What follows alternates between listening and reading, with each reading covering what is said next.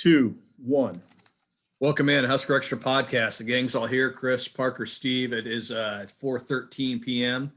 Friday, February 19th, year of our Lord, 2021. We got a lot to talk about today. We should just always do this podcast at this time on Friday and call it the Friday News Dump. The Friday News Dump podcast. We'd have to get new polos. Wow, Parker. I mean, our son. That has negative connotations. Listen to the young man. It's better than the idea I came up with before we went on the air.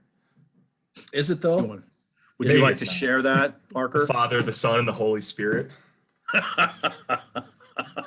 can put the pieces together on that one. In terms of- Yeah, we'll let the listeners figure that one out on their own. She's Louise. Cheese and crackers. Cheese and rice. We'd have to, if that was going to be it, we'd really have to clean up our act. At least on a Friday news dump, we can. It's time for us to stop. It's time for us to put away the ideas with the podcast and pick up the good book and in the name of Charles Carroll, let's get this going. All right, well, let's talk some football then. We've had a few things happen the last week. The Ireland trip, game against Illinois, called off. Game now in Champaign, week 0. There's a little recruit news to get to. We'll just start with the Ireland trip. I assume you guys had to cancel your golf tee times for the coast of Ireland this week after that game was called off. Not exactly. But Parker, do you have clubs?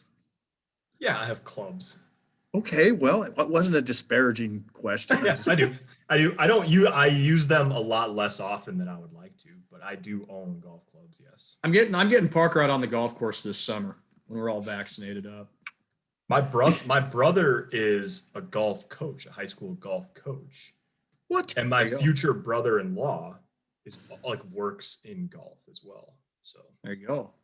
We've got golf connections in the family. You'd be a pretty rugged, kind of a rough-hewn golfer. All right. I think you can just get rid of the hewn, unless that's the action that I'm taking toward the golf ball. Yeah, it's pretty rough. It's like swinging an axe. You just be swinging an axe out there. It's all right. Not bad around the greens, but hitting the ball straight is. Yeah, see? There you go. He's got a short game. You can work with that. The Ireland trip's not happening. Links play actually probably would have been to my strong suit. It probably would suit you. Yeah, a lot of wide open spaces, wide fairways. Yeah, unfortunately, that's not going to happen for a while. It is not a surprise, right? I mean, the pandemic put this game in jeopardy a long time ago. It seemed like it was trending this way. You know, Bill Moose is basically it's steadily moved toward this of, ticket sales. He told us whatever that was a week ago. Last Friday. Yeah. That most of the tickets for these things are typically sold during the preceding football season, which I guess makes sense. And the ticket sales just lagged. I mean, people don't know.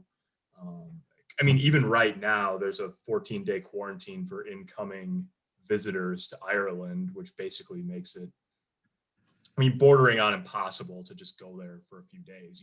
You're supposed to just stay wherever, you're authorized to stay when you land. Anyway, so long story short, this has been coming for a while. It's interesting, I think, in sort of looking forward, if Nebraska will get back to Ireland against Illinois or somebody else in the next couple of years, and then B, that they're still going to play week 0, even though the game is now obviously in Champaign. Illinois gave up the home game to make the Ireland thing happen. So now the game is in Champaign, but it's still on August 28th, which I think, Sybil, don't you think that works out pretty well for Nebraska anyways? You get the early jump on camp. You play week 0. You mean in front of, a lot of eyeballs that week, but you're just not going all the way to Ireland to do it. Oh, I think it works out okay. They're going to go play Illinois during the time when the stadium, and I don't know how it will work with crowds. So I think the Illinois fans will be a little more jacked up than usual, or they would have been more jacked up than if Lovie Smith was still there, because they have Brett Bielema. But yeah, it's okay. We've been hearing we've heard some sort of background discussion about maybe Nebraska playing Northwestern in 2022, but I think there's multiple games perhaps being considered. So who knows what will happen on that front. And it didn't sound from the the game officials from the releases that occurred on what day was it, Parker? Thursday, Wednesday? Wednesday. Wednesday. It sounds like Nebraska, Illinois in the future in Ireland could happen as like 2023. Yeah. So I don't know. Would Nebraska go to Ireland in back-to-back years? I doubt that. I just think there's multiple things that are being discussed right now. One way or the other. I mean, if you want an idea of who it could be, just pull up Nebraska's future schedules and look at the road games, right? Because they're not, I mean, it wouldn't be impossible. There's not any open slots on the schedule the next few years. They could rearrange something, but for the most part, I think the easiest path to figuring out a reschedule to that game is either Illinois just agreeing to give up a home game in 2023, or finding a 2022, for example, opponent that Nebraska was scheduled to play on the road. I mean, they're not going to. Nebraska will just never give up a home game at Memorial Stadium to go play over there. So it's going to have to be someone else. And then when you just think about, like, I think the reason why Northwestern comes up occasionally is just because that's a place where if they played in Evanston, there'd be a lot of Nebraska fans, helping to fill Ryan Field as it is. And so, maybe that's a good excuse to go take it somewhere, neutral site. So anyways, I mean, we'll see how that goes, but it's too bad. It's too bad that Nebraska won't be playing over there. It just didn't quite line up timing wise. Yeah. Let's see what else. Oh, the other thing that happened on Wednesday was the NCAA extended the recruiting dead period for all sports to May 31st. That obviously affects Nebraska because Nebraska would like to have recruits at its spring game, which will be May 1st. So much for that. I don't know, Parker, could they, they could bring in kids still to town, right? One of the things that I know recruits did in the SEC this fall, because they were allowing fans into games, was there were definitely recruits that attended SEC games. Now, I don't know exactly what the rules on that are. If they clearly couldn't be on the sideline. They had to have a game ticket, just like a normal fan at the game. But I know that there were some recruiting weekends, quote unquote, where you had a handful of recruits in town.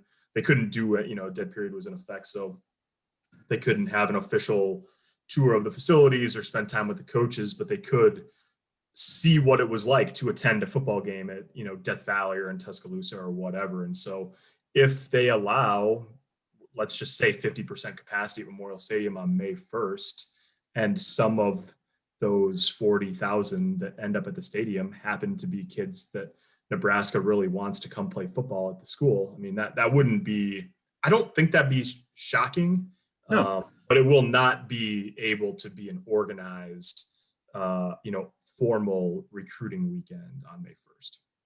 Yeah. Semi-organized, perhaps. Yeah, just right. Yeah. And so then that sort of, it's going to be interesting, right? Because there was a point last year where once we didn't know sort of, it was step by step through the summer and the fall last year. It's not like we just knew in May that there would be no official visits at all for the rest of the year. And so there seemed like there was a breaking point where a lot of kids decided, okay, look, if they don't allow visits by September or November or whatever, I'm just going to have to make my decision. And we're starting to get to the point where some kids are going to make that decision for the 2022 class. And, I thought the language of the release on Wednesday, Sipple, and you wrote it up for us. The language of the release made it pretty clear that they're trying to put a plan in place to have at least some sort of modified recruiting period beginning on June 1st.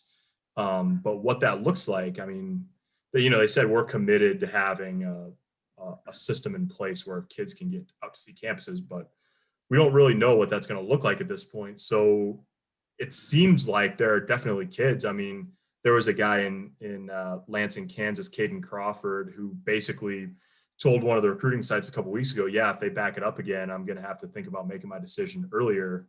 They backed it up, and the next day he committed to Iowa. So he clearly had a plan in place. That's obviously one kid out of a lot, but he had a plan in place. He didn't want to wait until who knows when to take visits. And so you're going to see that more and more, or at least you're going to see kids say, okay, look, I have to make some sort of progress in my recruitment, even though I can't take visits before, like we say, at least June 1st at this point. So yeah, the plan, like I don't know, my imagination, it's not all imagination. I hear things from you and other recruiting people who follow recruiting. A lot of this is Zoom calls. A lot of it is virtual visits. And I think you could probably get a lot out of those things. I mean, in this day and age, you could take a virtual visit and see Nebraska's facilities at a pretty detailed level, I think. And I don't know, maybe a kid could still visit Lincoln, like Marquise Stepp, the running back transfer from USC, came to Lincoln on a what you would call an unofficial visit, but was with Colin Miller and Kurt Ravdahl, two Indianapolis kids. He's an Indianapolis guy, native. So those things can happen. This doesn't have to be some sort of horrific conversation. Now that means that they have to do it out of their own pockets, which is not, some people can't do that. Right. And I think one of the things is the sense I've gotten from talking to recruits is sometimes you can get a sense of maybe, like, let's just say that let's use Caden Helms as an example, the tight end at Bellevue West. I mean, that guy's got 20 offers now, or somewhere in the neighborhood of 20 Power 5 offers all around the country. And so he might be able to use the virtual visits and all of that, the Zoom calls and all of that, to narrow his list to a more manageable number than that.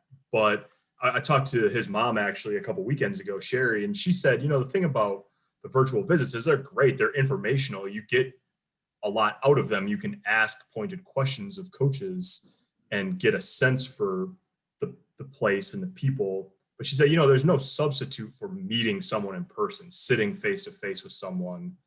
And without that, it's really hard to entrust your kid, entrust a staff with your kid's future when you've never literally been in the same room as them or standing on the same field as them, if you wanted to do it outdoors. So right, it's like the virtual visits. I think a lot of the stuff that schools have sort of like conjured up because of the dead period, the Zoom calls and the virtual visits, like I actually think that a lot of that stuff will continue to happen even after we go back to having visits and after hopefully everything eventually goes back to normal. But it will only be one piece of the puzzle. And the 2022 kids are very much hoping at this point that they can sort of put the other pieces of the puzzle into place before much longer. Yes, there's a feeling, Baz and Parker, that this, what's happening with recruiting, this latest news, for instance, is just making it tougher for teams to catch the very upper echelon teams, the top 4 or 5 that you don't even really have to assess their rosters. You just know that they're going to be good. Alabama, Clemson, Ohio State, Oklahoma, Georgia, those schools. I don't know. I did talk to a Nebraska official who basically felt that way. I would add that there's some schools that aren't going to be overly affected or not as affected as others. The ones who cheat will still cheat. I mean, that they won't, and that's happening. Of course, sure. We know in Baz's sport, college basketball, that it's pretty openly done. And the FBI would back me on that. My friends at the FBI. Steve Sipple, the FBI would back me on that. That doesn't sound like the first time you've uttered that sentence. So. The FBI. But anyway, that stuff will still happen. It can still happen at a high level. Well, but it also skews further toward schools that are proximate to talent-rich areas, right? I mean, that's the thing. Georgia Tech's not exactly a football powerhouse, but anybody in the Atlanta area can swing by the campus and walk around and do it in an afternoon. If Nebraska is recruiting, if Nebraska is recruiting North Gwinnett High School, those kids can't just like swing by Lincoln. And that makes it a challenge. It's a challenge that places like Nebraska, places like Kansas State, or even to some degree, I mean, Iowa falls in that category, Wisconsin, anyone in the upper Midwest, it's the same old song and dance. It's just more acutely felt, because if you're a kid in North Florida and you feel like, you know what, I just really can't, there's not going to be time for me to go see 20 schools. I mean, you're most likely to just stick by the ones that are nearby you, or that you can get a good feel for, that you know a little bit more about. And we saw that, in the last recruiting class too. So I think that's going to continue. One of the things that's interesting in that conversation, to sort of continue the train down the tracks here, is that the talent in this area is pretty darn good, or at least it looks to be.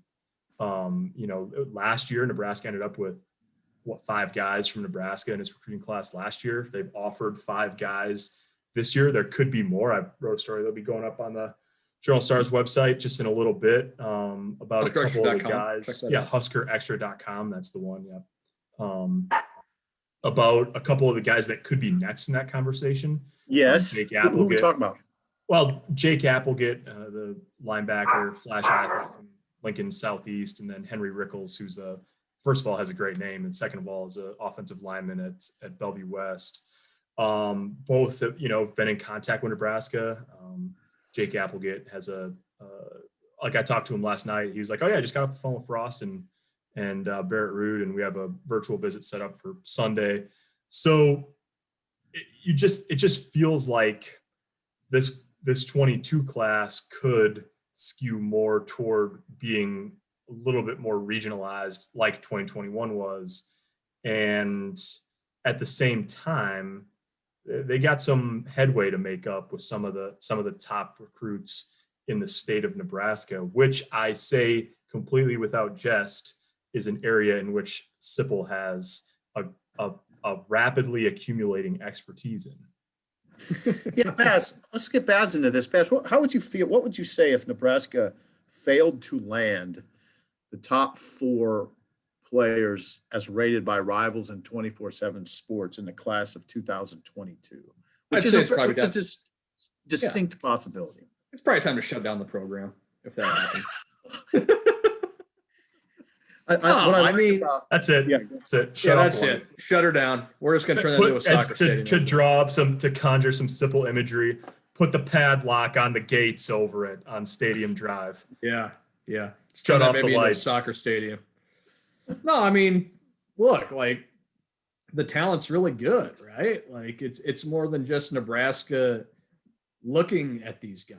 It's multiple power programs and multiple power programs that have reputations or tradition or whatever you want to call it. Like it's not as simple anymore as Nebraska just rolling into Columbus High School and saying, you know what, we like that dude. Let's get him. It's just not that simple anymore, because these guys are really good and they're getting more exposure. And while the current situation with recruiting and everything might benefit Nebraska in some of those cases, might hurt them in some of these cases too, because that you're not getting to Nebraska's campus, but you're also not getting onto Notre Dame's campus or Clemson's campus or whoever else. So everybody is kind of on equal footing in that sense.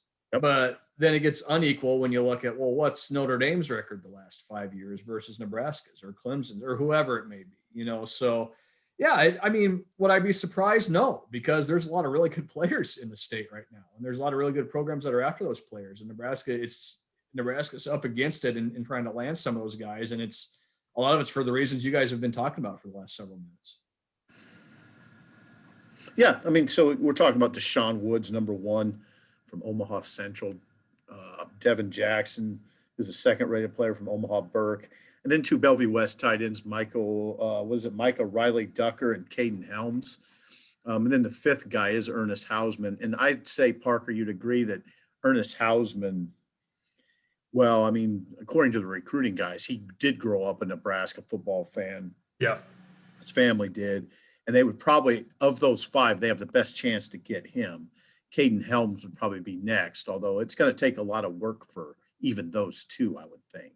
Yeah, I think so. I mean, I think all 5 of them have upwards of at least, I think Ernest Hausman's up to 8 or 10 Power 5 offers, and he's got the least out of that group of 5. And so, Parker, they all have them. I mean, they big names. And Houseman is just taken off in the last couple of weeks. I mean, there was a day last week where he picked up like Iowa, Michigan, and Arizona State in the same day or something like that. So, I mean, it's I think one of the things, and Baz alluded to this, but one of the things is like if you're recruiting at Notre Dame now, or if you're recruiting at Oklahoma now, like none of those guys have been out on the road, right? So I mean, when it comes time to fill, you're filling your hours, you're recruiting. I mean, when Ernest Houseman's film comes across your desk, you might watch it when you wouldn't have before, just because that's the only way to recruit now is to, is film study and being on the phone and all that. And so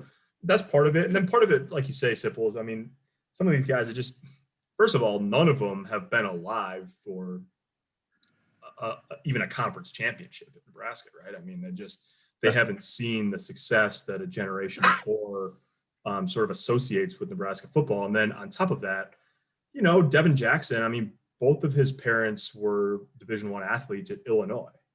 He didn't grow up. I mean, he moved here eventually to Omaha, but isn't from here originally. And so I don't know.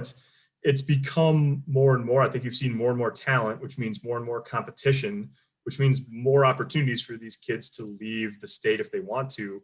And even then, I think I saw this the other day that Nebraska's landed like 13 of 16 in-state prospects that they've offered since Frost got the job here.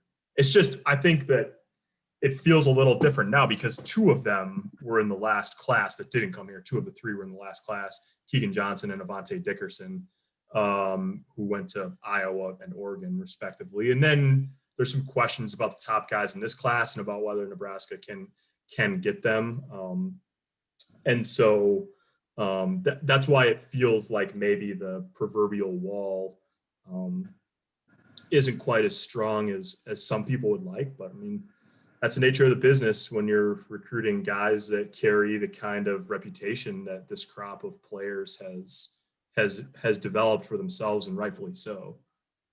It kind of reminds me of something Will Bolt, the Nebraska baseball coach, said a while back. We were asking him, how he was approaching recruiting and if he was worried that some of the guys they were recruiting would get drafted in the Major League Baseball draft and wouldn't come to Nebraska. And he said, well, that probably means we're recruiting the right guys, right? Because it means we're recruiting really talented dudes. And Nebraska's certainly going to recruit these guys, but if they don't get them, that doesn't necessarily mean that's a bad thing. It means they're in on some really talented guys that a lot of schools want. So Nebraska, in a sense, has the built-in advantage of being the home school on some really talented dudes, even if they don't get them. But just because they don't get them doesn't mean it's this massive failure. It means that they're after talented guys. And if they're after talented guys in Nebraska, then guess what? They're after talented guys in Florida and Colorado and Ohio and wherever else it may be. So I think that's part of what you have to look at with this. But it also, I mean, it's fair to say, though, it would not be a great look for Nebraska if they struck out on all of the top 4 of one of the most talented classes in recent memory in the state. I mean, that's not an ideal situation. No, it's not. Stretch of the imagination. No, and I don't know. I guess it sort of is self-evident, but we do say a lot of things that are self-evident. But when the losing takes a toll. If Nebraska was coming off back-to-back 10-win seasons, I don't know that we'd be having this nature of this extensive of a conversation. At least it doesn't guarantee anything, but the fervor and the excitement is such that in those type of seasons that I think they'd have a better chance at getting any in-state kid. So winning solves a lot of problems. All the losing is bound to catch up in a lot of different areas. There's a lot of kids too who, and I don't want to paint with too broad of a brush here, but you definitely talk to kids who are like, they're really excited to take their official visits, and they, by and large, for practical reasons, because you could take an unofficial visit to Kansas State or Iowa State and not spend a ton of money, not put, you and your parents or whatever on an airplane. So I think generally speaking, kids like to take official visits to areas that are farther away if they have offers and interest from those schools. But I don't know. I mean, for the last several months, I've been like, yeah, send me anywhere, right? Like, I think the pandemic, we've all been, for the most part, pretty close to home. And so then there's a natural inclination to like want to go see other stuff too. Good point. And Yeah. a lot of times, like I don't think that anybody would be like surprised if Deshaun Woods in a normal recruiting environment was like, yeah, I want to take official visit to Arizona State. I want to go see Miami. I want to go see Texas. Like that's a natural, like that. I think Cam Jurgens like took a visit to LSU not that long before he signed with Nebraska. So like, I don't know.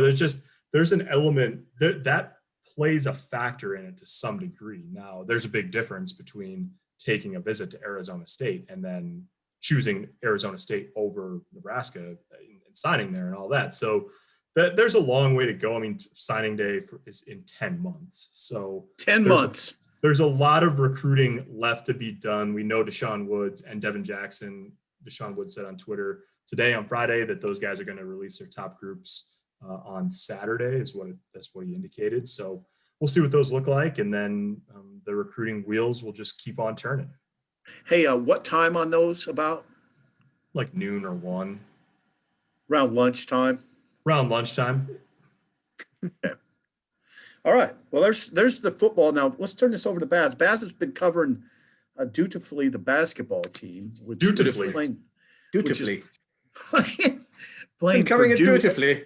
What time is Dutifully tip off and for beautifully. Purdue on 4:30 p.m. Saturday. 4:30. Okay. Live from Pinnacle Bank Arena. Your boy Okay. will be there. It's been 2 whole days since Nebraska's had a basketball game, and I'm feeling a little weird because I'm not covering a game. We got Fred Hoiberg this morning previewing the matchup, talking schedule, talking development of players. And I thought it was really interesting. And this is kind of what my story is going to be kind of going to play into tomorrow.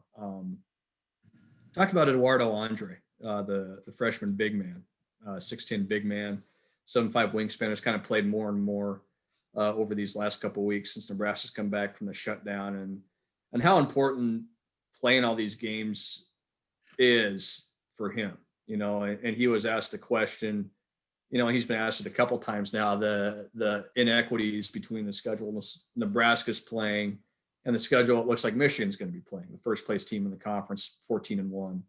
It looks like they're going to win the league championship, be a number 1 seed in the NCAA tournament. And then you look at Nebraska, 7 games in 12 days, now a couple days off, play tomorrow, a couple days off, and you're probably every other day after that the rest of the way.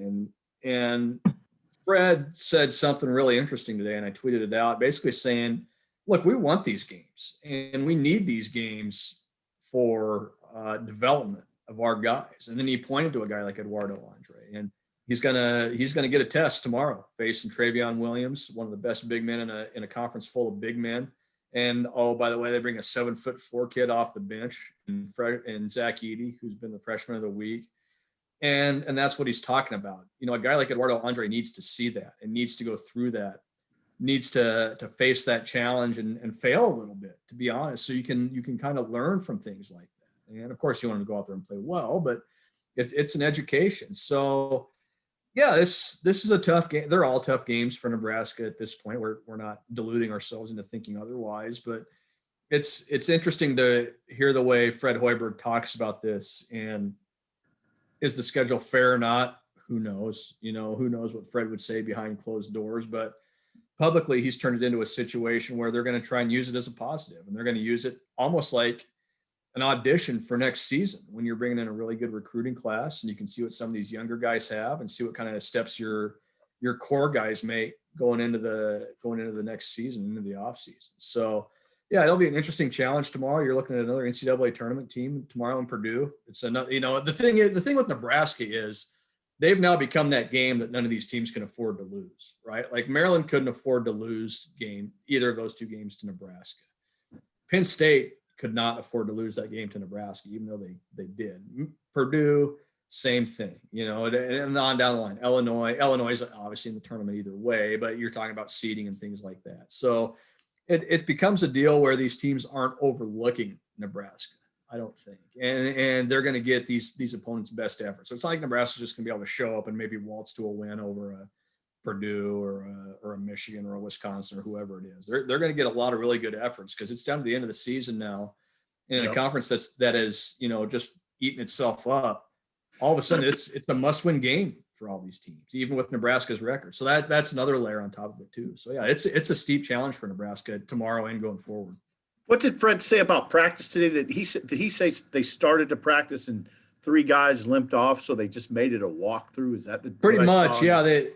I asked him, how'd the guys kind of handle? They took a day off yesterday, got back to practice today. I said, how'd the guys kind of handle? He said, well, we're going pretty good, and we started going up and down. He said on 3 consecutive possessions, we had guys limp off the court, and nothing that's going to keep them out of the game tomorrow or anything like that. But just a rolled ankle here or whatever there, and all of a sudden, Fred's going, well, all right, we better scrap that and just do a walkthrough because A, you've got to keep your guys fresh, but B, you got to keep them healthy, and that's kind of the main thing in all of this. And one of the things Fred talked about was his concern over the long-term health of his guys and balancing that with playing all these games and developing. But yeah, they had 3 straight trips up and down the court today where somebody limped off, and that just strains you. It doesn't matter who you are. So it's going to become a balance, I think, for Fred and this staff to, yes, you need to practice and work hard and try and correct and fix the things that have popped up these last couple of weeks.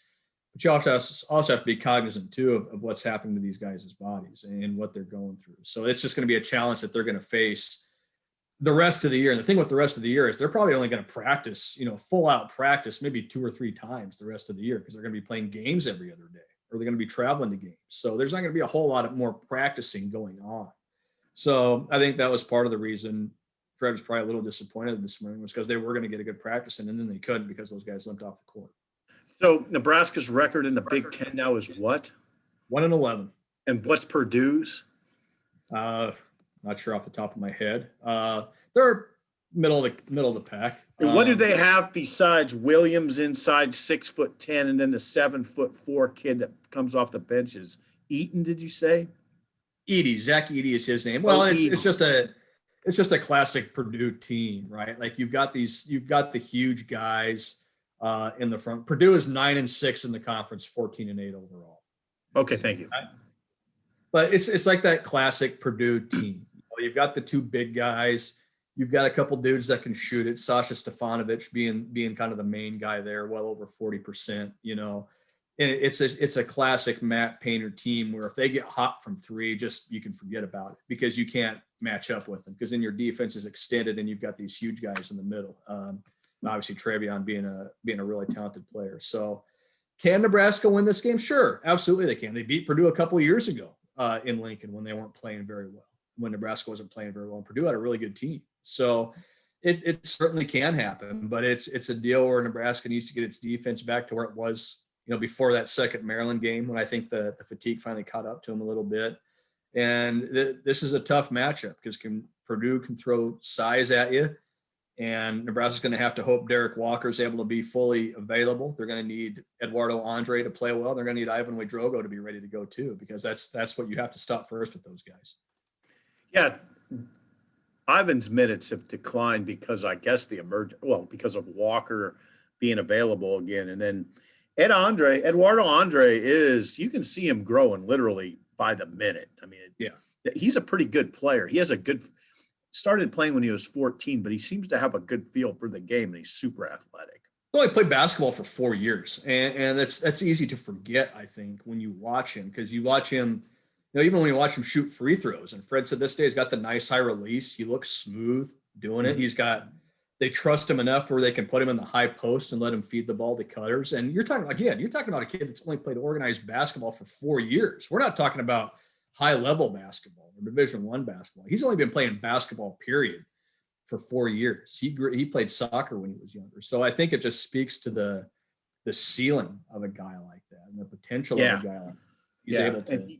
He's athletic. He's really athletic. He's athletic as all get out. And what have we said from the beginning with him? Can he play defense? Can he run the floor? Can he set a pick and dive to the basket? He's done all 3 of those things for Nebraska. And now you get to the point where, okay, let's develop him. Let's throw him out there in some tough situations against a Travion Williams, against a Zach Edey, against some of these other guys they're going to see, against a Luka Garza here whenever that game gets rescheduled, against Kofi Coburn over at Illinois. And is he going to have some rough moments? Sure. But he's also going to learn a lot. And Fred talked about today how in practice, he's generally playing the opposing team's center in practice. So I thought that was super interesting that they're like training him by putting him on the scout team. Yeah, they're basically putting him on the scout team saying, you're Luka Garza or you're Kofi Coburn, and we're going to throw you the ball every time down the court, and our number one guys are going to come down and just wail on you, and you got to try and score over them. Like, what better way to learn the game, right? Like, what better way to get a trial by fire than in practice when you're touching the ball every time down the court. And then you go into a game, and Fred made a great point today. Then you go into a game, and he should know what all those guys are going to do because he's playing them in practice. You know, he knows how they're going to get the ball. He knows which way they're going to go, how they're going to cut, things like that. So he's getting an education, a big time education. And he's continued to show improvement, and he's shown exponential improvement, I think. And I think a lot of that has to do with the way they've used him in practice, turning him into the opposing big man and letting him kind of figure it out against some high-level athletes. Teddy's played well. I think the last 3 or 4 games, Teddy Allen has been a little more under control, I think. Not every – I mean, they're not really well. Yeah, he's shooting it really well. I'd say the last 4 games it's what Fred's going to have to do is solve the point guard issue. I mean, they need a point guard. Yeah. I don't know I don't know how he'll do it, but I think it's become pretty glaring. But it's not like they don't have some guys that are playing. They have some guys that are playing pretty well. They do. The offense has been a little better. The defense has been a little better. You know, they had a chance to beat Maryland that first game. Let's be honest. They had a chance to win 2 out of 3 on that trip. You know, pretty easy. Look what they probably should have beat Illinois. You could have been talking about a team that had won 3 games in a row after starting 0-8 in the league, or 0-9, whatever it was. And so they're playing better and they're more efficient on offense. And do they need a little better point guard play? Yeah. And I think you might see them attack that route through the transfer portal in the offseason. Okay, that's what I was wondering. Yeah, because look, it's basketball. It's like every other sport now. You're going to see attrition and spots will open up and they'll have a spot. But sure, I'm certain they'll go out and try and find a point guard of some type, a facilitator of some type for what they're going to have coming back next year. So, yeah, they're playing better. They're kind of, I think, settling into an identity a little more. They've slowed it down offensively a little bit, which I think has helped Teddy especially get a little bit more under control, take a little bit better shots. It's helped Delano Banton, I think, kind of settle in. He's really shot the ball well from 3 the last couple games. Same with Lat Mayen. You've seen progress these last few weeks. And I think with this season being what it is and with what it's turned into, you just wanted to see progress, right? Like you wanted to see steps in the right direction. You didn't want to see the same thing every time out where, well, they kind of just look the same and nothing's really different or better or worse. Just kind of what it is. They've looked better. Now, has it translated to wins? No. But they're also playing in a historically good basketball conference too. I saw there's no doubt they're better defensively than last. They are. I mean, they actually do guard the rim. I mean, they don't have the quintessential big man like you're going to see with the 7'4" kid from Purdue or the one at Michigan. But they do. They're long, so they do defend the rim pretty well. They did a good job on Coburn, for instance. Yes. He didn't take over that game. Yeah, a guy like that's just going to get his just because he's such a monster. But there's a lot of guys like that. Hunter Dickinson, like you said, is like that. Luka Garza is like that. Travion Williams is like. It's an interesting league because there aren't a lot of teams in the country that play like a lot of the big teams in the Big Ten play. You know, go look at the Pac-12 and it's not loaded with all these great big guys. Big 12's the same way. ACC, SEC, same way. You know, Gonzaga doesn't really have they've got talented players, but they don't necessarily have a guy that they're going to throw it to on the block and he's going to demand a double team or anything like that. So the Big Ten's really, really good, historically good. If you look at certain metrics, but it's also unique in the way that so many of its teams play. And that's a challenge for a team like Nebraska, who's kind of trying to find its way and maybe doing it with not quite the right personnel too.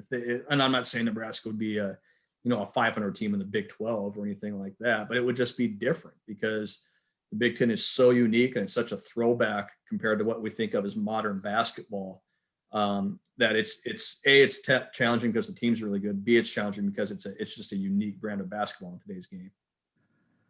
Mostly unrelated, but that's going to make it that factor is going to make the NCAA tournament so interesting. You can have 9 or 10 teams from the Big Ten. It sort of feels like it's going to be boom or bust. You're either going to end up with 4 or 5 teams in the Sweet 16, or you could have what feels like sometimes it feels like an annual tradition where you get to the second weekend and you're like, was the Big Ten really that good? So it's going to be, I don't know. I think it's shaping up to be a really interesting March all the way around. March, Baz. March is when Nebraska will start playing baseball. March. That's a segue, people. Wow. March 5th, 2 weeks from today. Season actually opens today nationwide, February 19th. I'm actually going to tune in. Florida is playing Miami today, number 1, number 21 in the country, playing each other. I'll tune in and watch a little bit of that. But yeah, Nebraska doesn't open for 2 weeks. Big Ten only schedule, 44 games. Nebraska's going to start out with 4 against Purdue down in Round Rock, Texas. Then they're going to head up and play a little bit in US Bank Stadium up in Minneapolis. They'll set it up for baseball. And then you get into the conference schedule, 4-game weekends on some weekends with doubleheaders. You're going to have pod weekends where you're playing 2 games against the host team and 2 more against another team that's there. And no Big Ten tournament at the end of the year. And that's maybe the one big thing to take out of this. Not that they're not having a tournament, yes, but not maybe for the reasons some people think of, which is, oh, cool, we get to go spend a few days in Omaha and watch some baseball. This is a thing that I think a lot of people share this sentiment that could end up hurting the conference. And all you got to do is look at Michigan 2 years ago. That's a team that was basically an inning or 2 from its season being over. They weren't going to make the NCAA tournament. Then they rallied and won their losers bracket game. And then they went on to win the Big Ten tournament. And then look what happened. They ended up in the CWS championship series. And, you're not going to have that opportunity for a team to do that this year. And you could be looking at a situation where if a team finishes, 3rd, 4th, 5th, 6th in the conference and is on that NCAA tournament bubble, are they getting in? Yep, probably not, because the RPIs aren't going to be great. They're not going to have a log of games against outside competition. It's just going to be who they played in the league. So it's an interesting way that they put the schedule together, but ultimately I think it's a little short-sighted in that it could really hurt teams at the end of the year based on the RPIs and the lack of outside competition. Yeah, and I suppose part of the reason they do it is, well, like you said in your story, they're playing an all-conference schedule, so why play a conference tournament? I mean, that part of it kind of makes sense. Yeah. Yeah, would it make sense too that if they play non-conference opponents, they're playing teams you with testing protocols that aren't like the Big Tens, in some cases maybe aren't as stringent. I wonder how much of that went into it.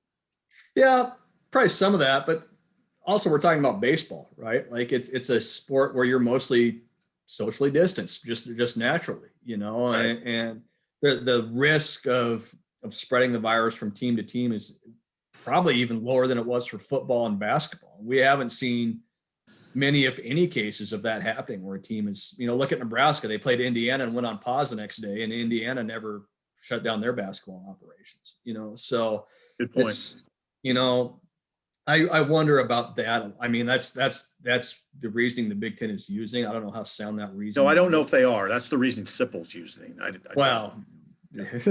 know how sound your reasoning is then, Sip, which is a pretty normal occurrence, but Wow. Sorry. Wow. No, I'm the other part of this too, and I didn't even think about this until today, but if the Big Ten, if you're a regular season conference champions, then you're automatic qualifier. What happens if you get to the end of the season, you got 2 teams tied for first in the conference and you don't have a real good tie? Both go. Are they both going?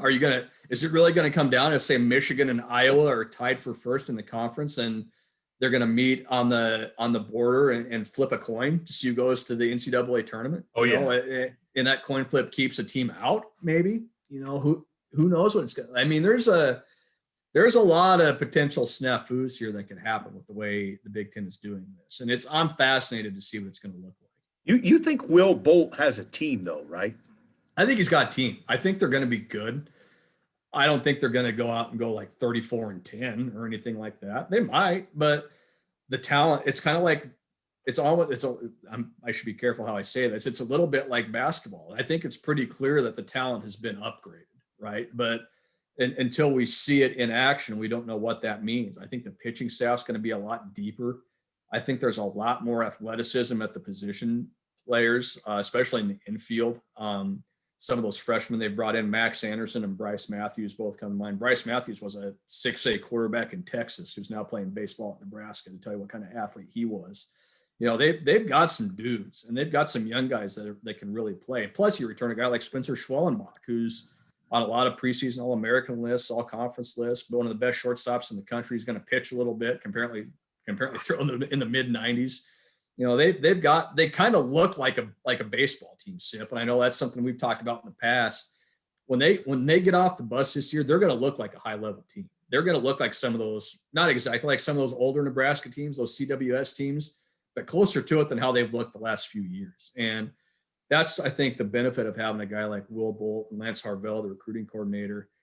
They're going out and finding these guys. They're finding big, strong athletes. And they're saying, we're going to turn these dudes into baseball players. They've got guys that can throw hard, and velocity is going to be up on the mound. I think athleticism is going to be better on the field and at the plate. Does that translate? We'll see. But on paper, this team looks like it should take a significant jump forward just from an athleticism, from a talent standpoint. What is that? So how's it going to work with the crowds in the stadium? Is this a zero attendance deal? Yeah. I mean, until the Big Ten says otherwise, it's a family only situation. And whether that changes a month from now when it warms up and the vaccine's a little more prevalent, we'll see. But for now, I think it's just going to be family only. I don't know what they're going to do for media at Haymarket Park. We all know. Yeah. Baz, will you be in a press box, or will you be covering? They might put me in a lawn chair out in the berm and just say, center take a couple field blankets and figure it out. Yeah. Put me in the batter's eye out there. Oh, there's my dog barking. What's that dog's name again? Gus. What's that dog's name again? The neighbor kids are out across the street going nuts. So here, I'm gonna put myself on mute for a second. I'll be right back. Yeah. Yes, simple. You remember in our chat with Bill Moose last week, he'd said, Nebraska's athletic director had said he continues to push for more localized control on potential crowds with spring sports, and especially with baseball and softball that are outdoors. He wants the ability to work with the Lincoln Lancaster County Health Department to figure out what they would deem safe in that regard. But for Big Ten competition, that's for now, that rests in the conference's hands. It's one of those conversations, Parker, that we run into during COVID that creates a little bit of confusion because, for instance, we've talked about this, the NSAA, the Nebraska School Activities Association, for their district and sub-district high school competition is allowing 75% capacity. So people look at that and say, no, wait a second. Why are they allowing 75% capacity? And apparently the local health officials are fine with that. They've signed off on it. So why not be able to go to baseball games? And I think there's a degree of frustration that Bill Moose and Nebraska officials feel, and probably Nebraska fans feel. Especially if that team gets going, if it's as good as Baz thinks, if that team gets rolling, people would like to see it, Well, and think about how it works every year with baseball at Nebraska, right? As soon as that weather gets warm, Haymarket Park fills up because you've been cooped up all winter. It's been cold, it's been nasty, and now throw in what's happened over the last year where people have really been cooped up inside. That first 70, 75 degree day, Nebraska got a home game against Ohio State or whoever it is, and Nebraska's going good. Think about how many people you could put 6,000, 7,000 in there. No, that's not going to happen. No, and you're going to have a lot of people going, well, why not?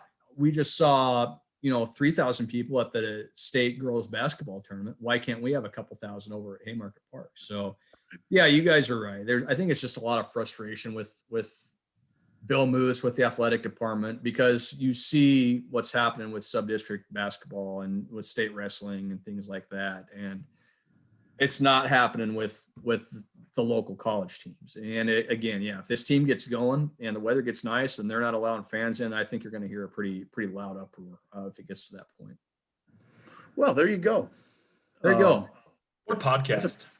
Yeah, that was What a a- pretty good. That was a good one. That was a good February 19th report. Good job, guys. Yeah. Friday News Dump. Friday News Dump Hark. podcast with the Father, Son, and the Holy Spirit. Oh, I just snorted. That was good. Yeah, problems. We've all been cooped up for too long. We got. I unresolved long issues. for the day when we're all in the same room screaming at each other. I know. That stuff. Or when we're throwing the football around the office again. Oh, my that first day throwing the football around. The second I got that second shot in my arm, I'm beelining for the office. I'm grabbing yeah. the football. That must have been incredibly annoying for some people in the office. Probably. A lot of people are probably pretty happy at the office. So we haven't thrown that thing around for 12 months. Yeah, I mean, we were hitting things with the ball. I mean, we're here like windows and stuff, like other people's chairs. Yeah, desks, small hidden windows phones. about this big. Yeah. Putting it right Yeah. on money. We were squeezing it into windows is what we were doing. Right. yeah. That's right. Remember when I hit a pole or something and it made a loud crash and Parker literally ran into my office? That's the fastest I've ever seen Parker move in my life. And I don't mean that as an insult to Parker. The young man was flying into your office at a high rate of speed. to the corner like a little kid. Like I didn't do that, and I'm away from the scene. The thing that I don't like the little poles in the newsroom, they like literally have wires and stuff running through them. Like, Yeah, they have wires. It could have been problematic. It had been problematic. And then we all went home for 12 months, so it didn't really matter anyway. Yeah, we'll All be right. throwing the football around again. Oh, I can't wait. Lick my fingers. Get a good finger. God, lick that's there. disgusting. Yep. But, Make sure you got a good grip on it. Yep. Yeah. All right, dudes. Good talk. We'll check in next week for our February 26th podcast. I'm sure it'll be just as riveting as this one. And until then, we'll see you guys soon.